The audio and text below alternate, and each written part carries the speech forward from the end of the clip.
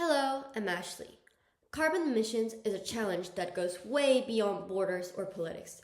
One of the most promising tools we have right now to resolve this issue is the carbon market, a system that puts a price on carbon emissions and rewards companies for cutting back. Carbon markets allow companies or countries to trade carbon credits. Each credit represents 1 ton of CO2 that has been reduced or avoided. By putting a price on carbon emissions, these markets encourage people and businesses to find cheaper and more efficient ways to cut emissions. For developing countries, carbon markets offer big opportunities. Carbon markets can bring in revenue for renewable energy projects and national infrastructure.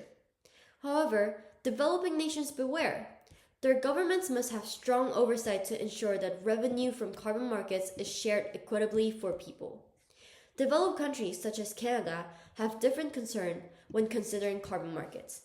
They need to focus on using high-quality offsets, projects that actually reduce emissions, rather than relying on poorer countries to meet their goals. Developed nations also need to be transparent about carbon credit usage to ensure they don't double count reductions, which could weaken the system's credibility. Most importantly, setting up and maintaining carbon markets requires ensuring that all participants adhere to the rules and verifying whether offsets actually reduce emissions as promised. Not resolving these problems can reduce trust in the ability of carbon markets to help the environment. I live in British Columbia, where the carbon market has enabled us to declare our province's net carbon emissions zero. Funds from carbon markets can fund initiatives in BC such as reforestation or clean energy projects, creating local jobs and preserving natural ecosystems. However, if these programs are poorly structured, they could divert resources from other critical priorities like affordable housing, rural communities, or Indigenous community needs.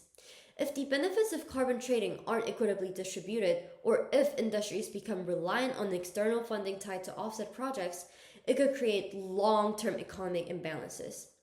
BC serves as an example of how Canada as a whole should approach the carbon markets. With our vast natural resources, carbon markets can play a major role in how our nation manages risk and climate goals.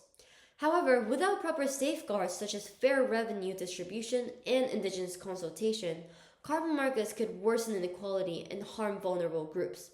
Like any tools, the pros and cons of the carbon market lie in the hands of the wielder. Properly managed, carbon markets could strengthen Canada's international standing and ensure that our communities benefit from a greener future. Thank you.